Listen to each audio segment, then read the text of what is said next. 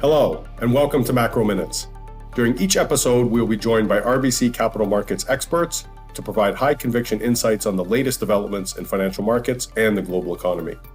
Please listen to the end of this recording for important disclosures. Hi, everyone, and welcome to this edition of Macro Minutes called U-Turn.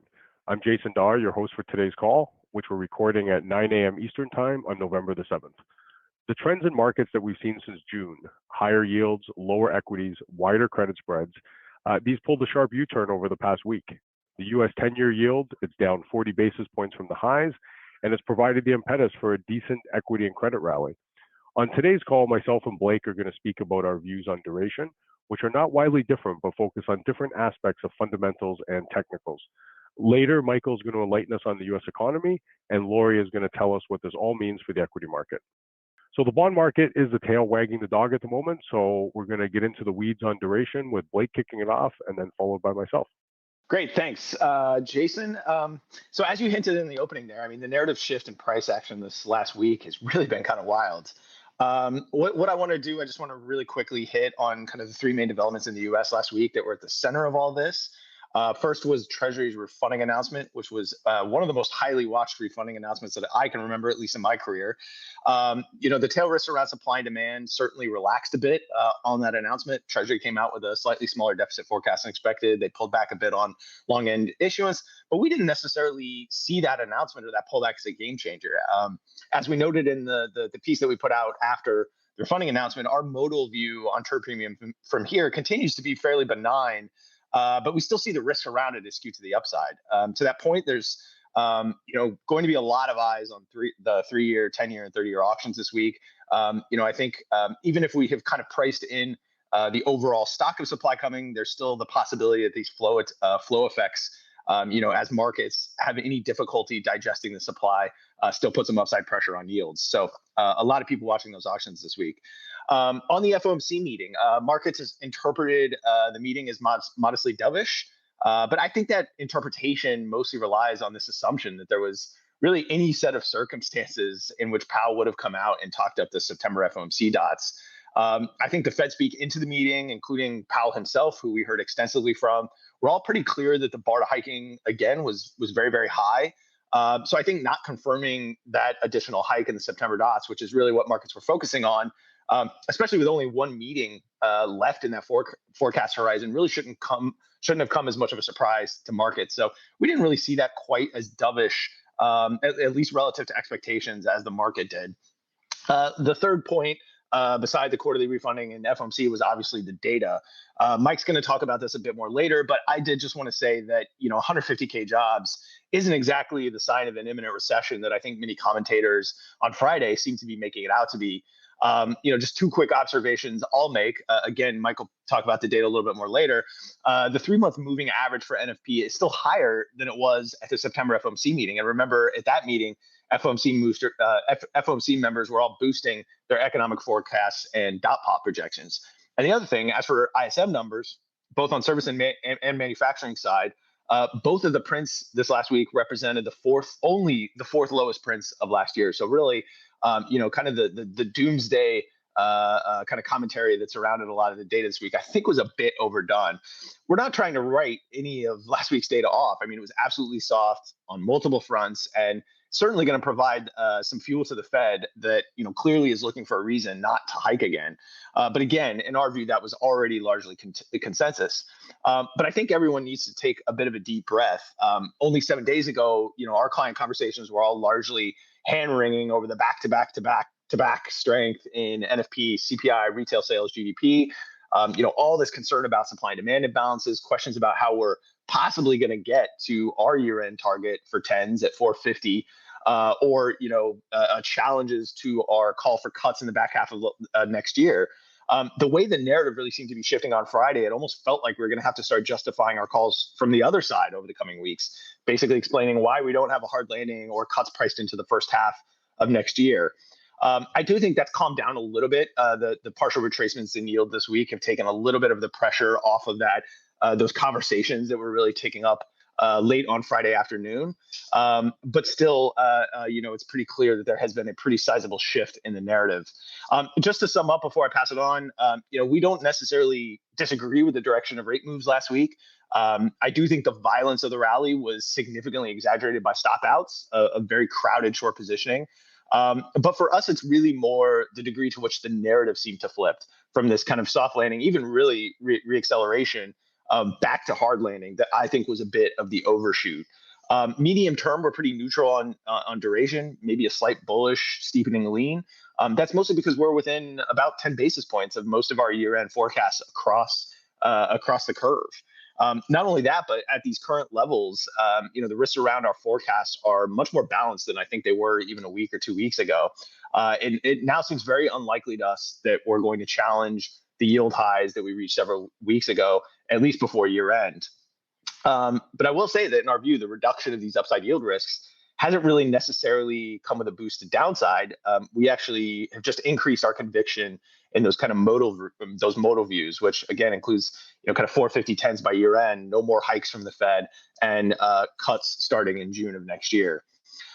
With the economy continuing to show signs of slowing into 2024, I think outweighing any kind of these term premium issues, I do want to say here that obviously with a fair bit of humility, I do think we have already seen the peak in yields and expect for the rest of year end to mostly be trading inside of current ranges. Thanks a lot, Blake. It seems that we agree on kind of the broad thrust of what's happening in the bond market in general. I guess from my standpoint, simplistically, the narrative in the bond market, does seem to have changed. Prior to a week ago, it was all about one-way risks. Now it's definitely more balanced. It's not necessarily an uber bullish setup, but a better one than we've had over the past few months. And I think taking a step back, it's important to remember that the surge in yields that we had from June to early October was reinforced by almost a perfect storm of fundamentals and technicals. There was high worries about term premia, big worries about U.S. supply, changes to Japan yield curve control, and rapidly rising expectations for Q3 GDP. So this led to one-sided bearish bond market sentiment and a buyer strike from certain segments of the asset management community. Now it seems like we're past the strongest point in U.S. GDP, past the worst of supply fears possibly, past the peak policy rate discussions, past the worst of Japan YCC risks, and probably past the worst of the term premium move. So now, at a minimum, it seems that the balance of risk for the bond market, are very different than it was a couple weeks back. And I think this means that the chances of being 50 basis points lower in yields exceeds that of being 50 basis points higher from here. We might need to wait for, some of this market to stabilize a little bit after what we saw last week. But I do feel the setup now is to play the market from the long side instead of the short side, at least for the next 1 to 3 months. And to conclude, I do want to say a few things about Bank of Canada rate cut pricing. There has been a material shift in what the market's pricing for the BOC. It was pricing another hike just a couple weeks ago, and now we have an inverted OIS meeting day curve. So the market has focused on the dovish aspects of the Bank of Canada communications, and specifically the comments that the economy could be in excess supply this year and that they might cut rates before inflation reaches 2%. So we've had a violent swing in pricing. It's moved now closer to our base case of rate cuts starting in Q3. There is some chance of the market now pricing an April or June rate cut. We think those are probably a bit too early, but we wouldn't fight the trend right now. The market is moving in the direction of pricing larger and sooner cuts in 2024. So at these levels, relative to our base case, we're probably more neutral as far as the OIS curve in Canada. But if we did get to a situation where a full cut is priced by April and 2 cuts by June, then the risk reward would tilt in favor of paying. So with that, now over to Michael on the nuts and bolts of what's happening in the U.S. economy. Great, thanks, Jason. As Blake noted, do want to focus on some of the data we saw last week. it's worth mentioning that I think a lot of that is coming from the impact of the UAW strikes. And what I mean is, if you look at the payroll gains in particular, it printed below consensus. But if you add in the impact from the UAW strikes, which was estimated around negative 33,000, we get a print that's right there in line with consensus and still quite strong. And if you look at the details, we continue to see strong growth from healthcare. That's a stalwart that should continue to print strong gains. We're also continuing to see gains in leisure and hospitality and state and local government. I note those two because those still have not returned to pre-pandemic levels, and there are still around 2 to 3 months of gains for those particular sectors in terms of their average growth to reach that level. So we do see a path forward here where the gains will continue to come in quite high, yet we do see some weakness in the underlying details. If you look at the unemployment rate, and it's worth noting that ticked up to 3.9%, just as a technical matter, BLS does not classify workers who are on strike as unemployed. So the rise we saw in the unemployment rate is coming from other factors. In particular, if you look at the flow of workers who are coming from out of the labor force into the ranks of the unemployed, that is continuing to rise. That just means people who are looking for work are having a harder time finding a job. Additionally, if you look at the continued claims data, that also is continuing to rise, and another sign that workers who are collecting unemployment insurance right now are having a relatively harder time finding work. Taken together, those two certainly can be lagging indicators, but one thing that stood out to me as well on this report was the share of workers who have multiple jobs. And there, that actually rose above kind of the pre-COVID levels, and says to me that consumers are really starting to struggle with some of the price increases we've seen on goods and services. If you look back at the past 4 months, we have seen real disposable personal income lagging real spending. And that's concerning. And we're starting to see consumers continue to draw down savings. The savings rate is near an all-time low. And we're also seeing an increasing reliance on credit spending. So taken into context, what we are seeing is some underlying weakness, not in the payroll numbers, but in the labor market activity that is going on. And how that fits in with our view is we see continued weakness ahead. Certainly as we head into the holiday season, we expect that the consumer will continue to slow here. We are expecting for a considerable slowdown in GDP growth, again, led by the consumer pulling back. And a drag that I have been flagging for some time now is the non-mortgage interest payments as a percent of disposable personal income. These are monthly flows that consumers are facing, paying down their debt. That stands now at 2.7%. We have yet to see the impact of federal student loans, both on consumption, that will continue also to add to that interest expense. Again, further solidifying our view that the consumer will slow down here in the final quarter of Q4, and we do expect a contraction heading into the first half of 2024. Okay, thank you, Michael. In the U-turn theme, equities were under pressure, but have reversed in the past week. We've heard about the bond market and the U.S. economy, so now over to Lori to tell us what this all means for the equity market. All right, thanks, Jason. So I'll leave the question of whether yields have peaked to my fixed income colleagues, but I did want to recap conversations we've been having with equity investors about what's been going on with 10-year yields. And quite simply, the biggest question in my meetings last week was whether or not yields have peaked, and if so, what should we buy?